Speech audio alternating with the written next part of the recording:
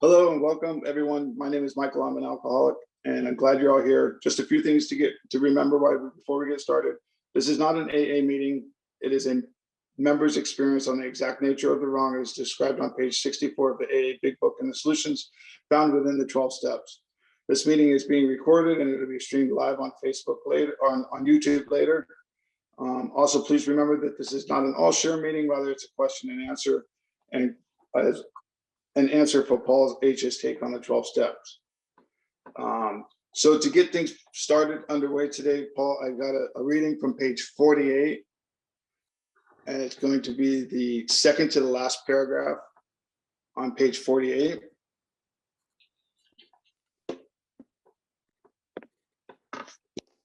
And it's going to start with everybody nowadays on page 48, chapter 2, agnostic. And just real quick, Paul, before I get started with the reading, I wanted to share with you an experience that I had. And I was telling the group before you got on about this experience that I had just the other day. I have a pool, and every now and again, I got to go out there and clean the pool. And I have this telescopic pole, okay? And the telescopic pole, it had a bent in it. It was bent. And so it wouldn't come out all the way. So I went to Home Depot and I got a new pole, and it worked perfect, and it was nice and long, and I brought it home and I stuck it in the water, and as soon as I stuck it in the water, I looked at it and it looked bent, and I was like, what? And so I pulled it back out and it was straight as could be. I put it back in the water and it looked bent, and it reminded me of this reading in the chapter to the agnostic, and so here we go. Everybody nowadays believes in scores of assumptions for which there is good evidence, but no perfect visual proof. And does not science demonstrate that visual proof is the weakest proof? It is being constantly revealed as mankind studies the material world, that outward appearances are not inward reality to illustrate. The prosaic steel girder is a mass of electrons whirling around each other at incredible speed. These tiny bodies are governed by precise laws, and these laws hold true throughout the material world. Science tells us so. We have no reason to doubt it. When, however, the perfectly logical assumption is suggested that underneath the material world and life as we see it, there is an all-powerful guiding creative intelligence. Right there, our perverse streak comes to the surface, and we laboriously set out to convince ourselves it isn't so. We read worldly books and indulge in windy arguments, thinking we believe this universe needs no God to explain it. Were our contentions true, it would follow that life originated out of nothing, means nothing, and proceeds nowhere. Yeah. Awesome. Thank you. Yes. Paul Alcoholic, welcome everyone. If you're new, basically the premise or the platform of these Zooms is an idea or a possibility that the root of the problem obviously is described in page 64, self manifested in various ways is what has defeated us, that we are not self. Or let's say, if you wanted to go to an affirming statement, we are of spirit. We are not self, but we are of spirit doesn't really have much traction when self is entertaining it. Yeah, so we want to look at what we're not, in a sense, and then we find out as a fallback actually about what we are. And so this statement, what they're reading is, I think it's describing a mental reaction to our living life. And the mental reaction is all these crazy ideas come in, and this and that and that and this. I don't really believe that's a description of me. Yeah. I think it's a description of a mental activity, but it's not inherently me. And that's where I feel the freedom lies. The big shift that became very noticeable was because I had read this statement on page 64 many times, because I had the privilege of leading fourth step workshops, and obviously that was rooted in how it works. And in how it works, we find this on page 64, this statement. And when I saw this statement in a new light, a lot of things changed. And there was the requirement that precedes most of the first few steps, which is being convinced. Yeah. So that's the requirement, meaning it's a present tense state. It's not I was convinced and I'm going to be convinced, but being convinced, self, yeah, manifested in various ways, is what has defeated us. I feel that's making a clear distinction between this idea of self and the idea of us. I would say we are of the us side, yeah, but we might be up the ass of self, but we are of the us side, yeah. And in that, with that being convinced of that, then we now look at self's common manifestations, and that's the introduction to the inventory process, the fourth step, the working steps. So we're going to review what we call our life, and we'll see self's role in it, yeah, by looking at its common manifestations, not all the places I lived and my height and my color of my hair or my ethnicity, none of that. Basically looking at the common manifestations of self, yeah, in my life. So what are they? The first paragraph after that presentation is resentment. So it seems obvious that the program is presenting resentment as a manifestation of self. And that manifestation, along with other common manifestations and more subtle ones, is the act of being defeated. Yeah. In that act of being defeated, it may lead us to drink and use because we want to get or escape, at least temporarily, the act of being defeated. Yeah. We want some freedom, even if it's going to come with a big cost. Yeah. And it usually does. Obviously, the payoff cost ratio changes dramatically with drug use and alcohol. Yeah, you're gonna have more of a cost and less of a payoff. It's just that's how it goes. Yeah, but in this case, in Paul's case, I found that the type I was I was willing to pay any consequence tomorrow not to feel uncomfortable now. Yeah, I had no idea that all my attempts to escape self was as a self. It would have been nice to hear that, even though I probably wouldn't have been able to hear it. It would have been nice that it was presented. Yeah. So maybe one day I would hear it. Yeah. That self can't get out of self. And the reason why is you're not in self, actually. Yes. You're listening to it. You're being directed by it. You're calling it you, but you're not. You're of the us. Yeah. Not of self. You may be in self, but you're not of self. That's the great solution, really. So if you do an inventory process with this direction, which is right in the book, we're not adding a new direction to the book. It says it very clearly. Yeah, we're going to look at the manifestations of self in our lives. And so the fourth step is we finally look at our role in things because we've been trying to avoid that for quite a while. And when you see our role in things, you're going to see its role in things. Yeah. And that's the emphasis of the inventory, really, is to see how self has defeated us through its manifestations. That's one, it can be presented. That's one intention. Yeah. I think it's a primary one.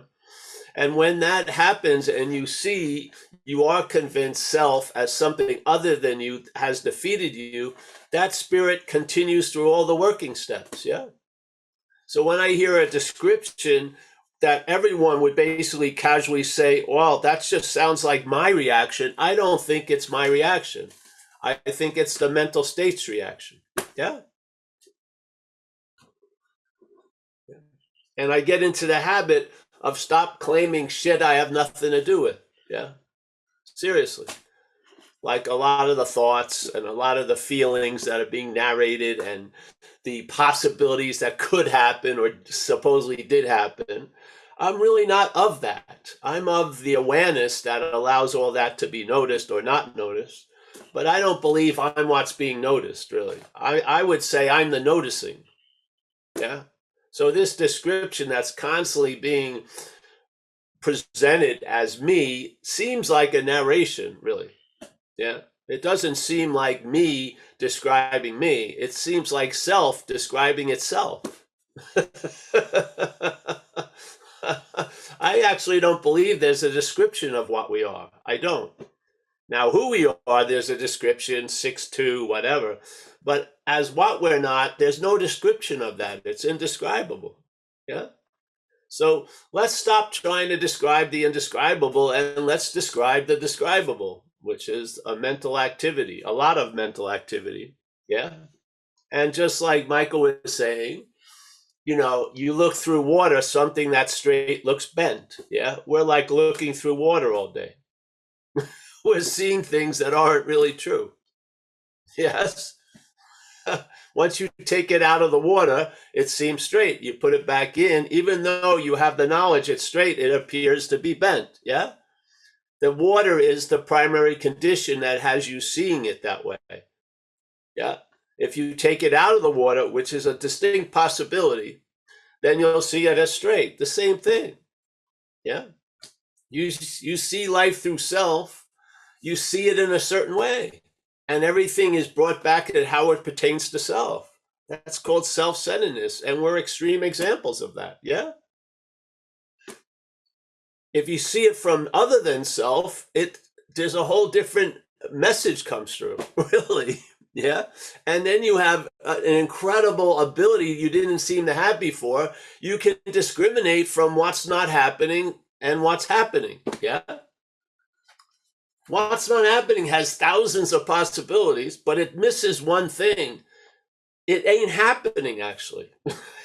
There's already something happening while we're entertaining what's not happening. Yeah. So basically, you have the touchstone. How am I going to get out of what's not happening? Well, just recognize what's happening.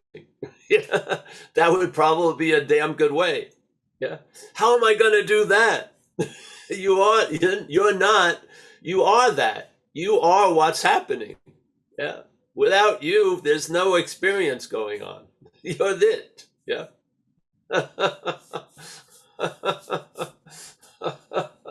So now,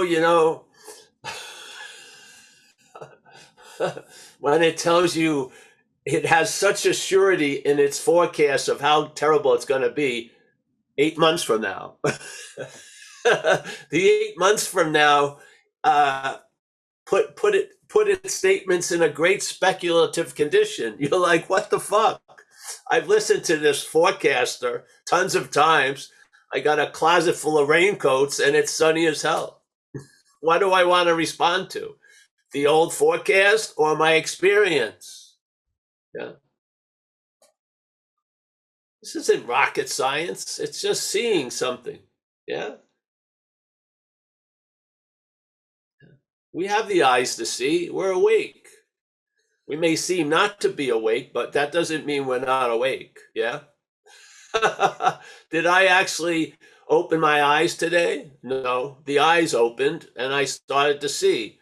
When the eyes weren't open, there was still seeing. Don't you ever feel it when your eyelids are closed? You're not like, the store isn't empty. It's still awake. It's awakeness. It's just not seeing much because something's blocking it. As soon as the curtain goes up, it doesn't take 20 minutes to start seeing, does it? It's just ding. It's like immediate. You're on. Yeah. You've never not been on. So if there is a spiritual condition, and I believe there is, seeing you're not a mental condition, you would fall back into the real condition, which is spirit. Yeah. And if you are a spiritual condition, that would be the highest form of maintaining a spiritual condition, wouldn't it? Being it would be the highest form of maintaining it. Yeah. Which is the premise that our day at a time is completely based on. Contingent or based on our spiritual condition There'll be a daily reprieve. Well, let's say it's going to be dicey if your spiritual condition is resting on a very unstable, volatile condition called the mental and the physical and the emotional. But let's say if the spiritual condition, the other shit was resting on it, it would be quite different, yes? So instead of starting from the mental and physical to get a spiritual condition, maybe see you're not the mental and physical and start from the spiritual condition. Maybe you'll be able to travel lighter through the volatility of that shit that's not really stable. You're never gonna get it stable, you know? You can have the most like controlled environment like they do on retreats for 2 weeks, and you may feel great, but as soon as you leave and go into the regular world, that peace is gone, yes? That's not the peace that passeth all understanding. That's a conditional peace that allows that which is anxious to be somewhat subdued, but the potentiality of its anxiousness is just looming every moment. Yeah. As soon as you leave the confines of that environment, bammo, yes? So then people think, well, I'm just going to go to a longer retreat. But I mean, seriously, a lot of people can't go for 2 years, 2 months, and 2 days of a retreat. Yeah. Remember that? Oh yeah. There was a movie. It was great. This Tibetan monk goes into a place for 2 years, 2 months, 2 days, 2 weeks, and 2 days, and he's obviously the young monks who are going there to finally take him out of the cave think he's a great saint and everything. Yeah. And he's got long hair now, his nails a thing. So they bring him back to the temple, like great honoring. And then they sleep. The one monk is sleeping with him in the room. And then the one monk's looking at him with great adoration. And suddenly there's a little like thing rising from the lower extremities. And the monk gets a big boner. The guy coming out of 2 years and 2 months. He's having a wet dream. Completely blew the mind of the young monk because the young monk had all these fucking ideas. Yeah.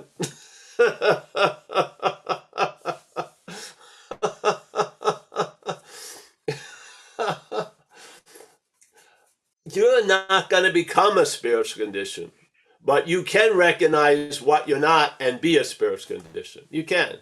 Yeah. But you're never going to become one. It's impossible. But you can be one. Yeah. Yeah. So that's the premise. I just went off, but that's the basic premise, because in the vision for us, I think they talk about people are going to come and add on to this. We're not adding on to the principles or the steps or the concepts or the traditions. We're adding on to a diagnosis of the problem. Yeah. I'm presenting it as a mental ideation or a mental addiction to this idea of being the doer, the thinker, the feeler, the taster. And all of that is pictured as a body. Yeah. And if the body is the supreme position, then the only way you can look at a spiritual condition is trying to acquire one or try to grow one. And trying to grow a spiritual condition on a body is very difficult. Yeah. It's not the right soil. It's just you constantly have to keep applying fertilizer and manure to keep it going. But if you see what you're not, just with the possibility, you'll find out you are what you've been looking for, really. That spiritual condition is what's looking right now. Yeah? So, there you go. I hope that captured some of it, yeah? Yeah, very well. Yeah, it's like there's an old Indian story about the guy who has a big house and he looks in this lovely room and he sees something and he sees a snake, yeah? So then every time he opens the door, he sees the snake and seems to be getting bigger. So he basically shuts the door, locks it, and just lives in the rest of his house. And everyone who comes goes, hey, what about this room? No, there's a huge snake in it, yeah? So no. Just go here, go there, blah, blah, blah. Lives like this for a long time. Suddenly someone says, hey, let me take a look at that snake. So a guy goes, all right, watch out. I'll open the door just a little. And the other guy looks in and says, hey, that's a rope. Yeah. That's not a snake. And now suddenly the guy who's been seeing it as a snake for years gets a hit. Hey, it's a fucking rope. Yeah. I can now start using that room. I can put stuff in it. I can sit there. I even may make it my master bedroom. Yeah. Was it ever a snake? And has it always been a rope? Yes. But his perception, which is alcoholism, is a disease of perception, truly. We're perceiving a lot of ropes as snakes. Yeah. And then we're trying to do what we would think we would do if a snake appeared. And we think it's working, but really it's working for let's say the other side, because the rope now has the run of your house because you're seeing it as a snake. Yes. So, yeah, when you pull up that thing from the pool, you see it as straight, then you put it in the water. Sooner or later, you're realizing it's an effect of the water. It's an appearance. It's not true. It's still straight. It's just looking like it isn't. Yeah. There's a huge difference from a reality and an appearance. Yeah. You put on a pair of rose-colored glasses, you're going to see everything in a rose-colored tint. Yeah. That's how easy it is to change how you're seeing things. Yeah. So, yeah. All right, Mike. Thank you, Paul. Helps a lot. So if we have any questions today, please use the raise hand function. You can come in and ask Paul a question or a small share if you'd like. Let's not be shy. All right, we have Van Miles. Van Miles, come on in. You have a question or can you unmute? Thank you, Mike. Miles Alcoholic. Mike, thanks for the reading. And thank you, Paul. Good to see you and everyone here. Miles from Vancouver. Paul, it's interesting, when you mentioned this direct route, this broad brush to, the spiritual part of the program, the being part, not the becoming part. And it really described me well for decades, teaching meditation, following the gurus, trying to build a better Miles to overcome the bad Miles, And it wasn't until I found the fellowship and the noticing of what you're talking about, Paul, that the switch just flipped. It was like coming home. It was like the non-doing that I was somehow moving toward in the future, which I never arrived. I just never arrived. And so, thank you for that. And on that note, I would be very curious to know what your thoughts are, Paul, and perhaps others, on this concept of hope. So yes. How does your teaching sort of enfold that notion of hope? Well, in one case, hope is essential. In another case, it may be a disservice. Yeah. So hope is a situational thing. If you're super hopeless, hope is very valuable. Yeah. Yes. If you keep basing your condition in hoping it will be a better one, that hope is a disservice. Yeah. So it matters the where and when for hope, because I ran into this once in London. I was given a talk there on the non-duality, and this guy, he was like a ringer. He was sent there basically and so he was talking about hope. There's no hope. It's, whatever and shit like that. But he was stuck in the absolute. Yeah. Yeah.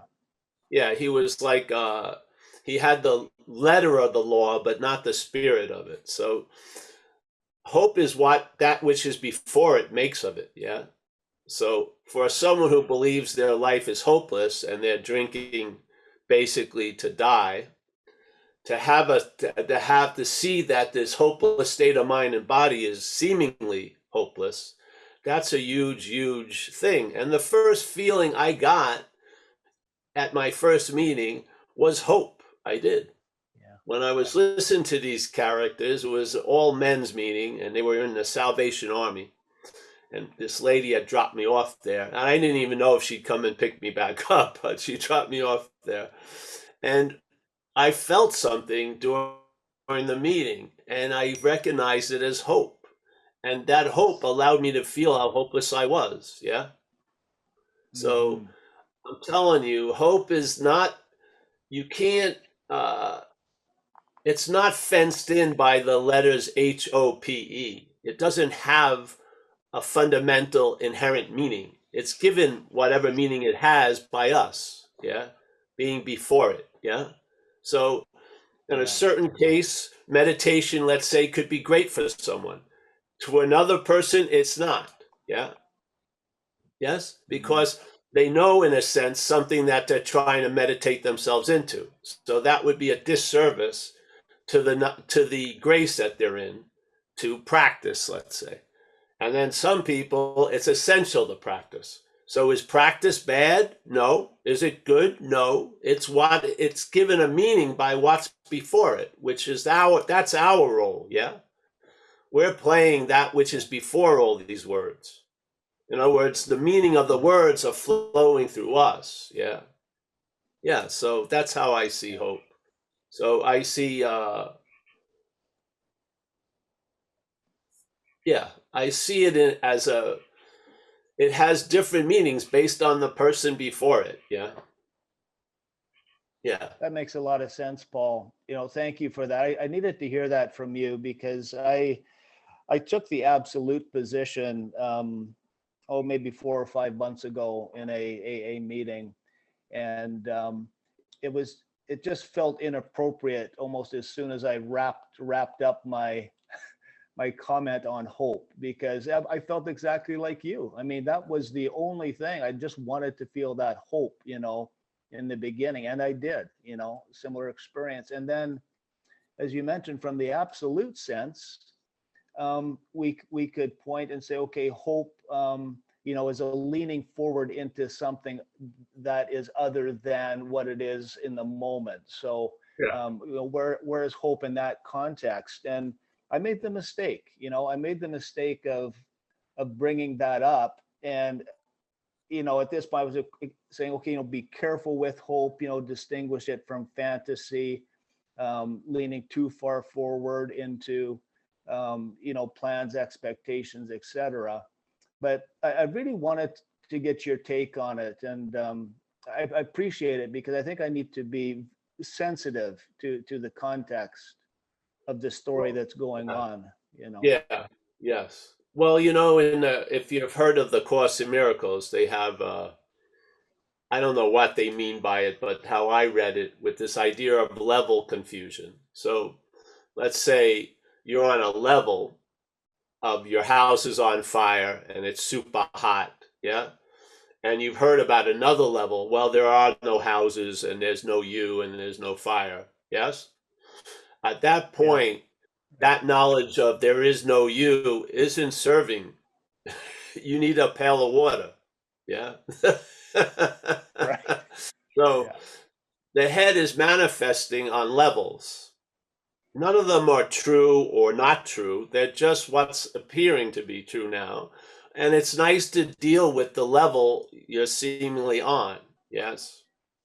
If you can have the eyes to recognize it. And you come to that recognition by mistakes, a lot of mistakes. Yeah.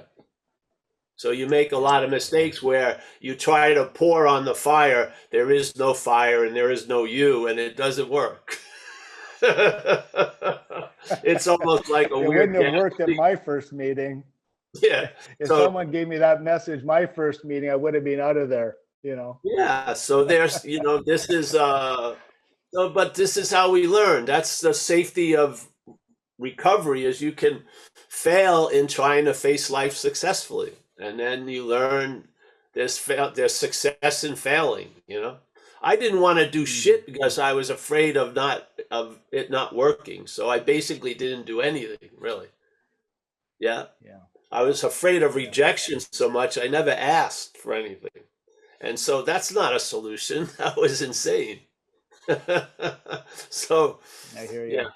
Yeah, so, and again, I had people call me for different groups, and then before I actually spoke, I went to the group and I listened, on a Zoom, and I realized if I say anything here, it's going to be like raining on the parade. I don't really want to do that. The person, I could see it from my view, it was full of self, but they were feeling better about themselves, far out. Yeah. I'm not the absolutely. harbinger of bad news. It's just sort of, I have a seat assignment, and that seat assignment can be, you can say no. You say, no, I don't think what I'm going to say is going to fit what's going on here. Yeah. So, yeah, absolutely. I've also noticed that my position has really kind of loosened up. I guess I've loosened my grip a little bit on this thing, because I see a lot of people that are successfully able to build faith stories. So successfully able to construct, I guess, some kind of a story in their mind, whatever faith story that is, that gives them great peace, yes. and I think that's fantastic. I mean, I wasn't able to do that. I kept running into the existential meaning of things. I couldn't build a good enough story. So I landed here, and this feels like home, Yes, exactly. Yeah, thanks, So we're Paul. like, the land of broken toys. Yeah. That's right. Yeah. Thanks, Paul. So, yeah. Thanks, everyone. Yeah. But I don't believe there's really many rote answers to anything. Yeah. I believe it has to do with a lot of possibilities at the time. So, like, there was a famous old story about a group of people who followed this saint, and this saint acted quite strangely at times. Yeah. So from the way they looked at everything, they said, well, we're going to do what the saint did so that we can arrive at where the saint is. See, but the saint wasn't doing the shit he was doing because he used it to arrive somewhere. He was expressing where he was through those crazy things. Yeah. He wasn't getting to where he was already there. And therefore he just expressed. And so people see that and they decide to make a path out of something. That's not a path. It's just like an abstract painting coming from that source. Yeah. And you'd be wise because you may try to do what that guy's doing and it doesn't work. Yeah. Sort of like the story of someone was walking through the appliance section at Walmart, and then a toaster fell off the third shelf, hit them in the head, and they woke up. And then they go and they start sharing it. Now everyone's going to Walmarts on a certain day, having their friend put an appliance on and hit their heads with the expectation that they're gonna set off the same experience, but the experience didn't set off that expressed that strange way. The toaster did not bring about the awakening. The awakening decided to play a little narration of a toaster falling on their head. You could do it with a phone book. It doesn't, you know what I mean? So we're not going to be worshippers of phone books, I hope. No, Yeah. He only got to the D's. I'm going to get to the Z's. Yes, I'll finally get it. So, yeah. Yes. There was a master, Ramana Maharshi. I'm going off on other stuff, but he used surrender in a lot of ways. So on the absolute level, he said, well, who's there to surrender to whom? Yeah. So that would be the absolute answer. Yeah. And yet he shared surrender as a way, if you can't get to the origin of the misery, then just surrender. to a higher power, and thy will is done. Yeah, just do that. That's the solution for you, where you're at. Yes. So he's talked about surrender in so many ways and so many different levels, appropriate to where he was at the time. Yeah. Makes sense. So someone coming into AA, surrender is probably the widest way. It's the broadest highway, so to speak. Then after the idea of surrender, life's gonna lead you to seeing the root of the problem, which is this identification as self. Yeah. Yeah. And then you see surrender as differently than you saw it in the beginning. Yeah. Yeah. What I see now, it was a surrendering of this idea called self. It wasn't self-surrendering. It was surrendering that idea of self, really. That's what it was, or it is. Really. Yeah. Yes. Yeah.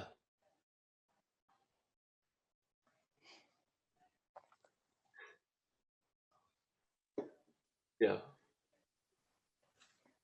Self would love to have it being the one that surrenders, but really it's a surrendering of self. Yeah.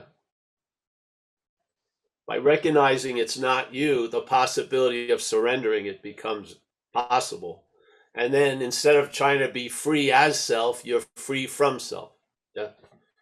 You're free from the bondage of self. That to me is the actuality of freedom. It's not self becoming free.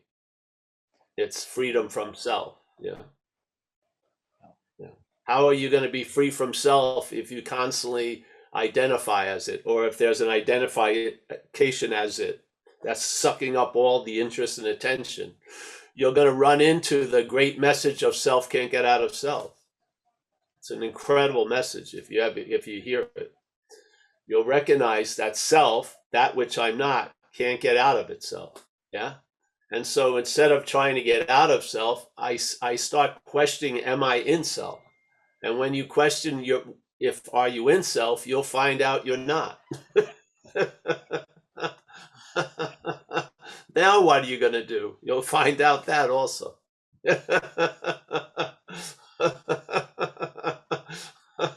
No one can choreograph those dance steps that happen after. It's just going to go way it goes, but there will be a tumbling of the dominoes for sure. Yeah. Yeah. All right. Thanks, Van. Nice to hear from you, bro. Thank you, Van. All right, we have Kurt. Kurt, buddy, come on in. You have a question or a comment? Good. Kurt. Hey, buddy. Hey, no, I was thinking about this because when Van asked that question about hope, I remember there was a clarification you made that really, it had the same feeling. And I'd made the statement, if I rob somebody from their pain, they got to start over again from the very beginning. And you made the same clarification for me. Well, it depends on the situation. It's not an absolute. And I thought that was really, really helpful in the sense of, because everybody's not in the same place. For some person, you rob them from their pain. Yeah, they have to start over again. But for some other people, that's not true. And so when you made that clarification, it was really clarifying. but what I wanted to talk about was this. I want to just get you to your view on this is, and this is kind of how I see it now. It says the main problem in the alcoholic centers in his mind. Yeah. And so I've had people ask me, well, I think this is just a perspective I have on this. What I think the spiritual malady is that I have a mental condition that tells me I'm spiritually sick. That's what I think it is. I think that's the delusion that, like you said, spirit's never been, it's pure, it's spirit. That's the nature. Yeah, it doesn't have a malady. No. Yeah, it doesn't have a malady. So, we have a tendency to go, well, it says that in the big book. And I think, Well, I think that's the misinterpretation. The misinterpretation is that I have a mental condition that tells me I'm spiritually sick. And that's that dent pole thing you're talking about. Yes, the mental condition. For the mental condition to be where it seems to be, the spiritual condition has to be completely underemphasized, obviously. Yeah, because the spiritual condition is the complete rebuttal of the mental condition. Yeah. It doesn't try to rebut it, it just is. It just is the rebuttal of the mental condition. So, yeah. Yeah. And I feel what the program does is you lose interest in self, or it diminishes the mental influence in your life because it's way, way overboard. Yes. And then when that diminishes, things arise and some don't even arise. They've always been arisen, become obvious to us. Yeah. Yeah. They won't be without that requirement of the mental diminishing, because the mental state is where the problem resides. Yes. Yes. Yeah. So when the problem abets or ebbs, you would say that's the dawning of the solution in a way. Yeah. Yeah. Yeah. The true sun comes when the mental sun goes down. The true sun shows. And then when the true sun's up, it tells you the mental sun was a moon. It was just a mere reflection of the spirit light. Yeah. But when there's only the moon masquerading as the sun, you may take that to be the source of light, which it isn't, obviously. Yeah. The mental state is a reflection. It is. It's a reflection. So we see the light seemingly coming from the moon, but that's a reflection of the sun. Yes. Yeah. There you go. I mean, it's that simple, really. Yeah. It may seem to be a lot of convoluted and all this stuff, but the basic principles are simple. Yeah. Most of us are starting from a mental condition identified as a physical condition. Yeah. Mm-hmm. Perhaps the better way is that the spiritual condition is supreme, not the physical, mental, emotional. Yeah. That experiences and what has experiences isn't the end all and be all. There's other states that are not experiential. Yeah. They're much more everlasting and always available and not based on certain other conditions to arise. Yes. All these possibilities. But the mental state has a dog in the hunt. It wants to constantly reinforce the system and how it sees things. Yeah. To the point that it's like the Old Testament God, it will not put up with any gods put before it. Yeah. It's like a jealous motherfucker who wants to smote everything. Yeah.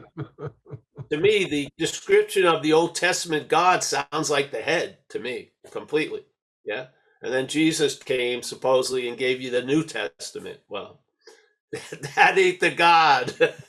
What you've been listening to ain't the God. Yeah. And we have that in our program, which is the playing God. So what is the mental state doing? Playing God. Yeah. Yeah. Yeah. Who's at the effect of that? Who's the witness to that? Us. Yeah. We need to have a clear recognition between self and us, or we're going to be living as us from self. Yeah. We'll hear the statement, self can't get out of self, but we'll interpret it as Paul definitely has to try to get out of self. Yeah. We won't see that Paul is actually an example of self. Yeah. Yeah. Well, and it's almost like the dawning of that new sun. The effect of that is that elimination of that existential crisis of unworthiness that like has always been the thing I was trying to solve, but it was totally delusional. Yes. Yes. But again, if the system is failing, the system will say it's going to succeed. Even though it can't admit that it's successful now, it says I will be. Like the main delusion in AA is the delusion that, yeah, maybe everything is shit, but if I could only manage better, it would be going really well.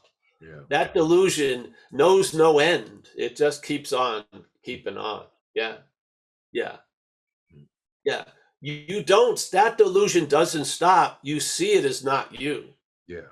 If you're hoping that it's going to stop, you're going to be unpleasantly surprised over and over again.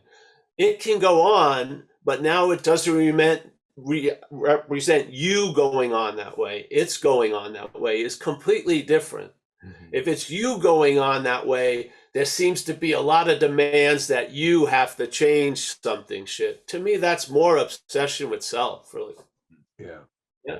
You just tell the truth, bring it to step 6 and 7 if you're motivated, and then let that higher power take care of it. Yeah. Yeah. Well, Yeah. that was your analogy of the clouds on the beach. You know, it was Yeah. like you still see the clouds, but For sure. you see them for what they are, right? Yeah. Yeah. Yeah, you can see we're giving the meaning to the clouds. So if I'm seeing them from the ground and I want to get a tan, the clouds have the ability to block me off from that. Yeah. The clouds aren't doing it intentionally. It's the way I'm seeing it. So suddenly, if I'm seeing it from the sun side, I see the same clouds, but now they seem to stop blocking me off from the light. They never were doing anything intentionally. It was where I was looking at things from. Yeah. Exactly. It's like the old story. Someone called me once and said, "Oh, I've been completely freed of my own ego, but everyone else's ego is bothering me."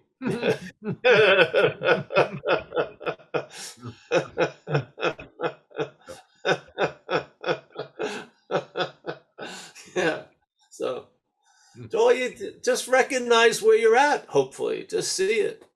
Yeah. It doesn't mean, oh, it's not a call to arms, really. It's just Right. checking things out, and you know, a lot of to me, the relief of AA is admitting I can't do it. Yeah. I can't pull it off. I can't. That's very clear to me. That's how things get pulled off. By my admitting I can't do it, really. That hasn't changed in 34 years almost. So, yeah. That's to me is a huge aspect of perhaps there's a better way. Yeah. Now, we have examples. I don't know about you, but alcoholism was pretty damn influential in this life. And no human power seemed to be able to change it. My mother, the state, no one. I couldn't change it, yet something struck me sober. Yeah, I did not get sober in AA. I stayed sober in AA. I got struck sober. So I got struck sober, and then I was introduced to AA. So that being struck sober wouldn't have been forgotten in 2 days. It found a way to extend for 34 years. Yeah, but if you look at it as a linear thing, I got struck sober first, and then I was introduced to the way of recovery. Yeah, I didn't get 12-stepped, nothing. I was a regular day at the office, trying to just fucking survive until I went to jail, institutions, or died. At this point, not much money, so just drinking myself into oblivion.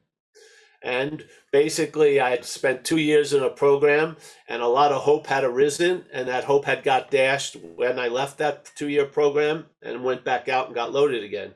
I had actually reached that incomprehensible, demoralized condition. I was hopeless completely. So I basically said, I'm just going to fucking get it, loaded on anything I can to try to forget that which I know, which is I'm fucked. So, and I was busily doing that, and then something intervened and struck me sober. Explained to me in the innermost that I'm fucked and I'm not managerial quality. It was that simple. Then that night I found myself in an AA meeting. I didn't go there. A woman brought me there as a requirement for me to stay at her place. That's the only reason why I went. Yeah, I went. I got felt hope. The next morning I woke up and I was afraid, yeah, because the same old managerial team was working. And I called this AA and I asked, hey, is there a meeting earlier than 8 o'clock? Because basically I didn't think I could make it. And they said, yeah, there's a noon meeting, right? At 17th and Guerrero in San Francisco. I went there and I haven't stopped going yet. You know, I've been in AA since then. Yeah. So the sobriety is a gift, but here we're confronted in a place of time and stuff, and a lot of gifts can be forgotten. A lot of miracles can be forgotten. They need a way to extend in time and into circumstances. And to me, AA is that way. To me, I'm not saying it's for everyone, but I needed a way of life, not just a program or a weekend retreat. I needed a whole overhauling of principles, of my behavioral patterns. And there was no way I had the ability to deal with that. It was way too crushing. And just a day at a time, things changed. Something changed me. And I submitted to more change because I felt I was in good hands. I observed the second step. I felt that something had done for me what I couldn't do for myself. I'd been sober for 8 weeks. That's all the evidence I needed. Yeah. Third step, I was keen on that because I had surrendered to a lot of things in life. I had surrendered to the police. I surrendered to this Delancey Street for 2 years. Yeah. So I had the spirit of surrender, but I found in hindsight, what's the most important aspect of surrender is what you surrender to. Yeah. When I surrendered to this program, it was the greatest manifestation of incredible, wonderful effects of surrender. Yes. Like when I surrendered to the Delancey Street, I got shelter and I got guidance for 2 years. But that shelter had conditions. If you want to stay sober, you can never leave Delancey Street. That wasn't that attractive to me. I didn't want to live in a program rest of my life. So AA allowed me to be a free range alcoholic. Yeah. Run around, do whatever. Yeah. Because I don't need a coop. I don't need a ceiling. I have principles that play the role of the ceiling and the coop, which I've learned here in recovery. Yeah. Yeah. I'm quite intimate with every statement in the book. You know, the observations of the problem completely, and the descriptions of the effects of the solution completely. Yeah. Problem doesn't exist for me today. Hallelujah. Yeah. What more for such an incredible problem to have the solution completely negated in a sense, a day at a time? That's worthy of the term solution to me. A lot of solutions that are bandied about, I don't see as solutions. They just demand more and more effort and shit. But this was a solution. Yeah. Yeah. So it talks about, you come to believe. I mean, we've seen enough, haven't we? Yeah. It's not like, maybe it works. It's obvious. I know so many people, their whole life is based on AA. They met their wife, they have kids, got jobs, everything. Other people, they're not attracted to that much, and yet they have the ability to enjoy peace of mind. Yes, they see the value of being available to others. Yeah, I feel like I'm not a believer of you have to have it to give it away. I believe if you're willing to give it away, you have it, so to speak. That's been my experience here. Yeah. So, but again, I think the solution leads to a more clear recognition of the problem. And that's what we're hoping to put out in these platforms. Yeah. Because the problem is vague in a sense. It's whacking us isn't, but it doesn't really, how does this self get to the position of manifesting and defeating us in our own lives? Yeah, there must be some kind of technique or thing going on for the us to have a forgetfulness of itself and an identification as some foreign movement. Yeah, I mean, to me, the parasite's greatest strategy is to convince the host that it's the parasite, really. Yeah, so now the parasite is seen as the host. It's insane to me, but hey. So there is a solution. Yeah. Thanks for your time. Yeah, yeah. I mean, there's a solution on so many levels. There's a solution like about the drink problem. Yeah, you get to learn not to drink anymore and you lose interest in it, really. It doesn't look like a solution ever. Yeah, but then in that, so for some people, that's all they're looking for. That's more than enough. Other people, they feel there's a irritability, restlessness, discontent that doesn't subside by not drinking and living a good life. Yeah, so they have to go a little deeper to check it out, and then they get down to the causes and conditions, and then there's a freedom there. Yeah, yeah.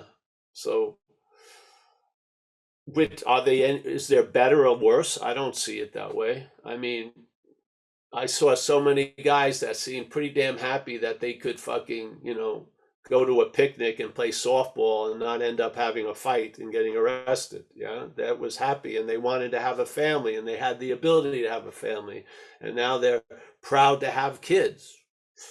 That wasn't the seed assignment here, there was the irritability and restlessness, ran deep, so to speak. Yeah, it wasn't going to be soothed by just having, social events and shit. It needed, yeah. So, and I know there's people like me and like other than me. And so we're not targeting everyone. We're targeting certain people that come here that maybe, not out of virtue, but out of pragmatic, they've got to get down to the real nature of the problem, because, their problem started way before drinking and using.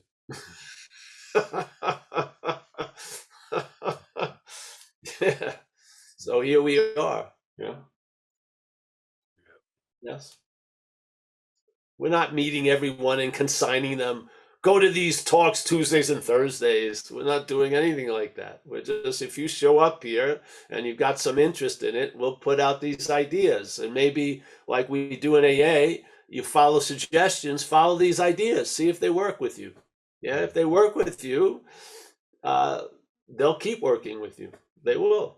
Yeah, and you'll start seeing shit that you used to look from. You'll start seeing something.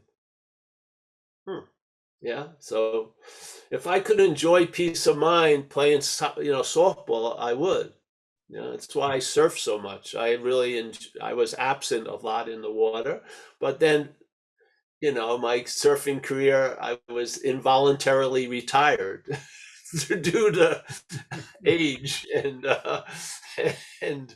appendages and joints. so I can't, I felt it in the water, but it wasn't from the water. Yeah. That piece was in me, and the water teased it out of me. So now I find other ways for it to be teased out. Yeah. So you are what you're looking for, ultimately. Yeah.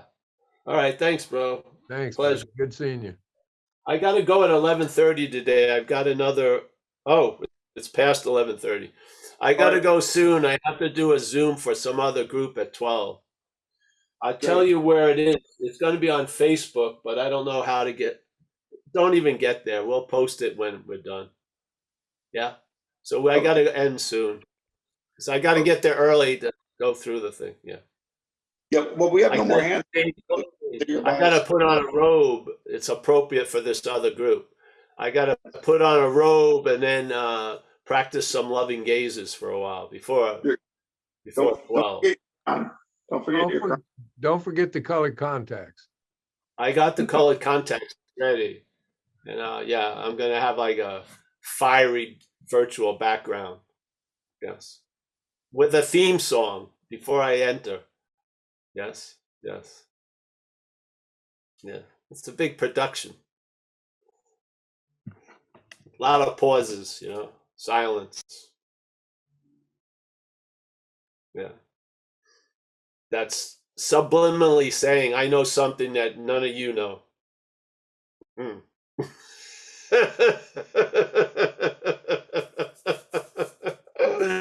Ah. All right, let's say goodbye to everyone. Yeah. Thanks. All right, so we got a murderer's row up here. There's Ted.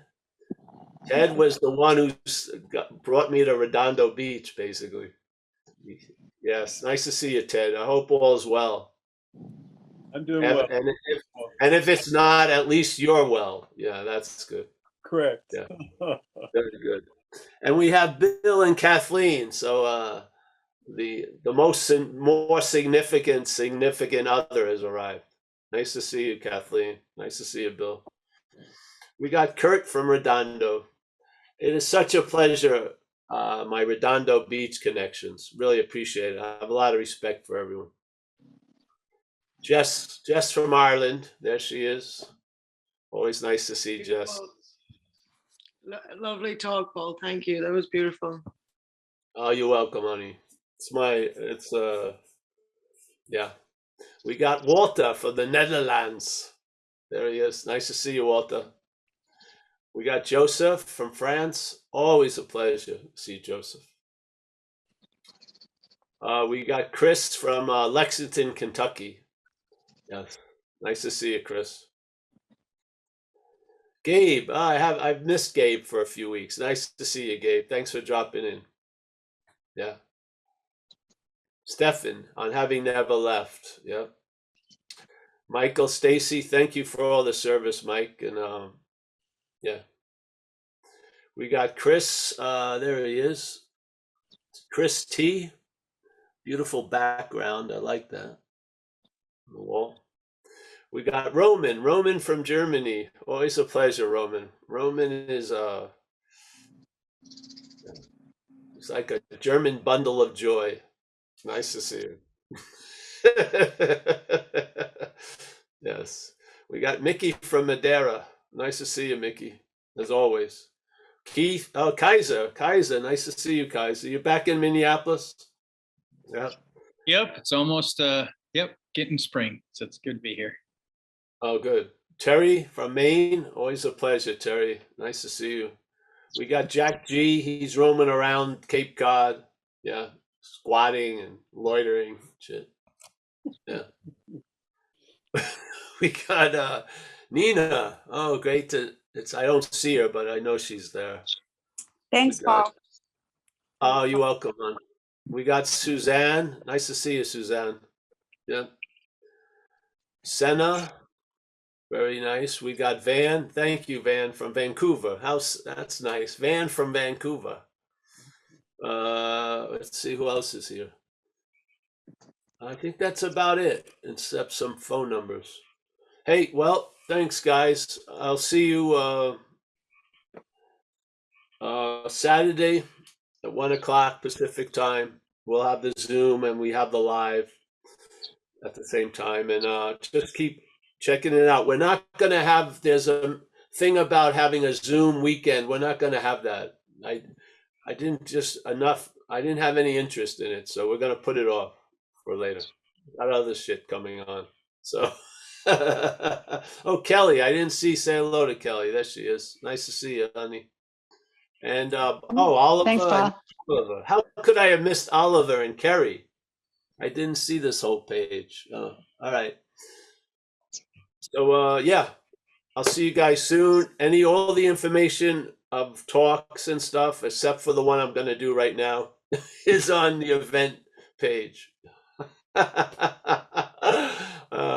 I'll see you guys. Thank you for the day. It was a pleasure. Thank you.